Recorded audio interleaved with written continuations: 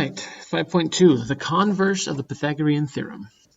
So we use the converse to prove that a triangle is a right triangle. Okay, so instead of using the Pythagorean theorem to find a missing side, we're going to use the Pythagorean theorem to prove that a triangle is a right triangle. So if we look at this concept here, AB plus, AB plus BC. So here's AB and BC. That's greater than AC. AC plus BC is greater than AB. And the AB plus AC is greater than BC. In order to be a triangle, all the sides have to add to be bigger than the third side. That's all this is saying. So add the two shorter sides of this. If the sum of the shorter sides is less than or equal to the longest side, it cannot be a triangle. So instead of adding all three pairs like this one and this one, just pick the two smallest ones, CV and BA. And if you add those together and they're smaller than CA, it can't be a triangle. Okay? So the two lengths of two sides of a triangle are 23 inches and 18 inches. Possible lengths of the third side. Okay? So that means I've got two sides. I've got to think, what's possible for the third side to be? I say 23 minus 18. That gives me 5. So if it's bigger than 5, I know that it's going to be a triangle. Okay, but now, if I add them together, I get 41. So now, if it's bigger than 41, then it's no longer a triangle either. So that means that it's got to be bigger than 5 and less than 41 in order for it to be a triangle.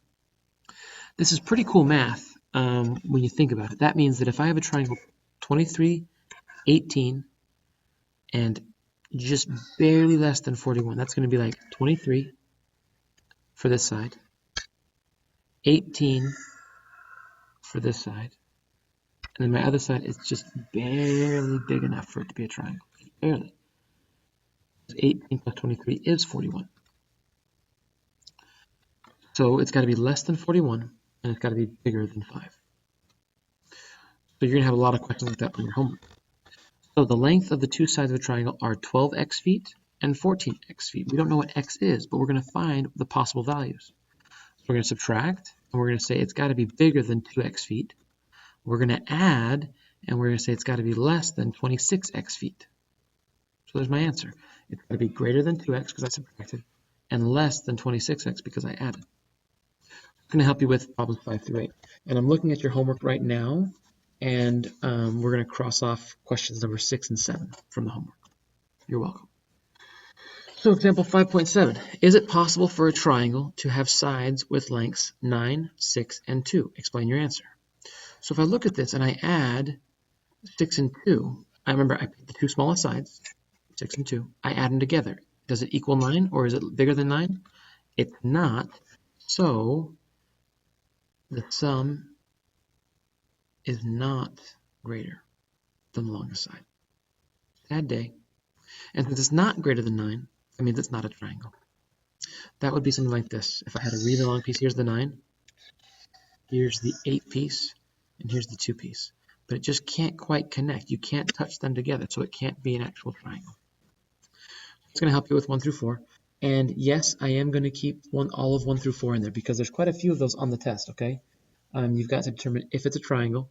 And if it is a triangle, then you've got to tell me if it's a right triangle, an acute, or an obtuse triangle, based on what we talked about on 5.1 about the greater than or less than. We'll talk more about that again, I'm sure, in class. All right, so now we talk about the largest angle is the one opposite of the longest side, and vice versa. So the longest side is opposite the biggest angle, and the biggest angle is opposite of the longest side. Shortest angle, shortest side. Smallest side, smallest angle. So those are going to be key on the test. I'm sitting here looking at the test as I go through it, and I see at least, it looks like there's one problem worth 2 points that involves these questions, okay? So you're going to be able to do smallest angle, shortest side. So if this is like a 10, then I know that this side is my shortest side. And if this one is 170 or 169, then I know that this side is my longest side because it's the biggest angle. Anyways, total terrible example. But you understand the concept. If I find the smallest angle, I can find the shortest side across from it. So one side of the triangle is longer than another side. Then the angle opposite the longer side is the larger angle, and the angle opposite the shorter side is the shorter angle. So if I could do this, I could say that here's 60, here's 40. This one here has to be 80. Okay. So if I wanted to say, like, in order of smallest to largest, or largest to smallest, let's say here, angle F is bigger than angle D and is also greater than angle E. This is what we call like a chain of inequalities. So I say that angle F is the biggest, angle E is the smallest, and angle D is in the middle. You're going to see a question like that on the test. You got to be able to put them in order, just like that. Right here, we look here and we say the side lengths. Ooh, but I don't want the side lengths. I'm asking about angles. So I come up here and I say, which one is the largest angle? Well, here's the largest side. Largest angle is P. So I put P right here. And then I say, which one's the middle? So here's the smallest. So here's R. Here's the smallest side. I say R is the shortest angle. And then what's one's in the middle? Opposite of Q, give me in the middle. Find the largest side, go opposite of it, put it in the biggest spot. Find the shortest side, put it in there. Sorry, not the shortest side, the shortest angle. So that's how you're going to solve that question. There you go. Right here. So we're going to look for the measure of KML. Notice how it says KML. So we're looking for angle M. Uh-oh. Don't forget, we can do this. We've got three angles of a triangle. I say 52 plus 64 equals 116. 180 minus 116, borrow from the 7, carry the 1, give me a 4, 64. Interesting. So this one is 64. So which one is the short side? Well, which is the smallest angle? I've got 64, 64, and 52. 52 is smaller. So the shortest side is going to be ML. The longer side, well, there really isn't one because it's an isosceles triangle. So we could say either KM or LK. Either one of those works for that problem. Okay? So we find the shortest side. We do angle addition postulate right here. We do the angle triangle sum theorem, and we add them up. We subtract from 180. We find our missing angle, and then we decide which one's bigger and which one's smaller. Well, this is the shortest side, and these two are both the long sides. This is going to help you on your homework with problems 9 through 16. And in the homework, I crossed off homework problems 11, 12, 14, and 16. Right here, we look at the essential questions. Why must the two sides of a triangle have a sum greater than the third side? Well, there's kind of a little diagram here. You put that in your own words. Describe it to me. Converse of the Pythagorean theorem. If the square of the length of the longest side of a triangle is equal to the sum of the squares of the length of the other two sides, then the triangle is a right triangle. So notice how before we were saying given a right triangle, all this stuff is true. Now what we're telling you is if this is true, it's a right triangle. So on the test, I'm gonna give you three side lengths. Okay? I'm gonna give you an A, a B, and a C. And I'm gonna ask you to tell me if it's a right triangle. You're gonna square this, and square this, and see if they add up to be C. And if it does, it's a right triangle. So now, what happens if it's not equal to? Then I say, well, if I square those three segments that I gave you, and the addition ends up being bigger than C, it's acute. But if they end up being smaller than C, it's obtuse. Test hint, you've got 4 questions like this on the test. Best of luck. This is also on your cheat sheet right here. Notice, right here. If they're equal, it's a right angle. If it's greater than C squared, it's acute. If it's less than C squared, it's obtuse. Okay? On the cheat sheet there for you. So we've got these side lengths. We've got to figure out if it's right angle, obtuse, or acute. So I set it up. Which one's my longest side? I say it's 11. So I say Oh, I guess first we're determining if it's a triangle. That makes sense. We're going to determine if it's a triangle. So 10 plus 2 plus 10 are my two short sides. I add them together. Is it bigger than 11? I always pick my two shortest sides when I do the addition. Okay, so if I do 2 plus 10 is bigger than 11, it's a triangle. Checkmate. We know it's a triangle.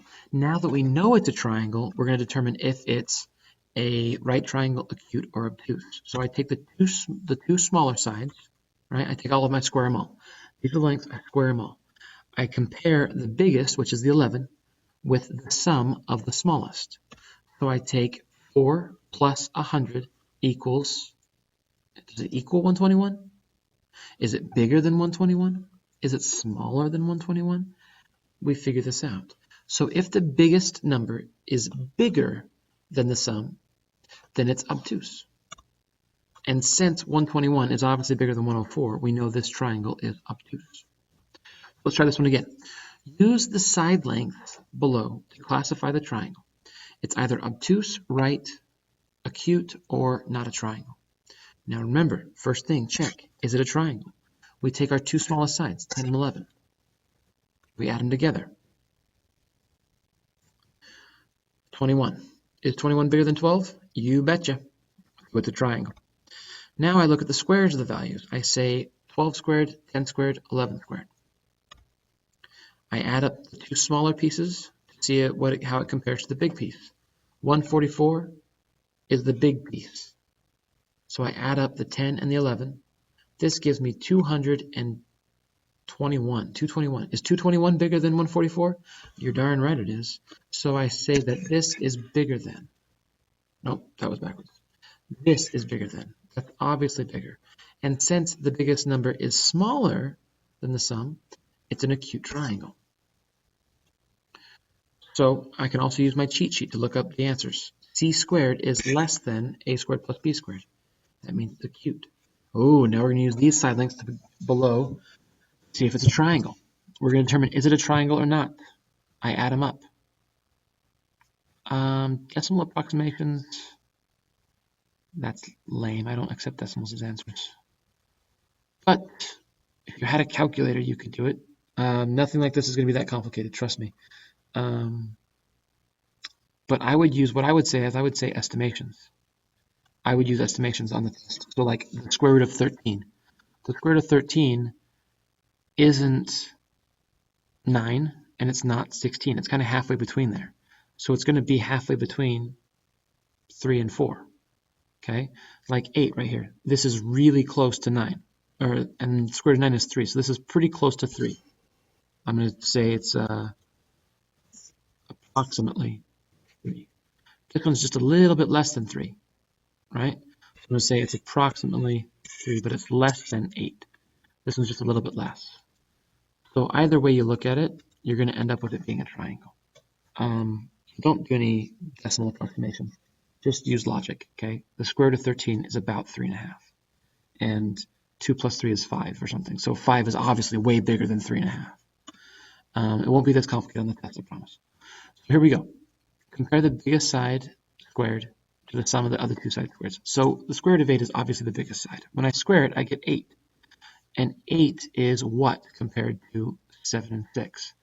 7 and 6 is obviously bigger. And since the biggest number is smaller, C is smaller, we call it an acute triangle. And we move on. All right. So I'm trying to do this faster. So 6, 8, 10. It's a Pythagorean triple, 3, 4, 5. I know it's a 90-degree angle, but we're going to go through the steps anyways. I add them together. Smallest pieces add to be bigger than the third piece. So I know that it's a triangle. Now I square them both, and I say 36 plus 64 is equal to 100. That means it's a right triangle. Now, the homework. I've crossed off problems number 6, 7, 11, 12, 14, 16, 18, 19, 20, 25, and 28.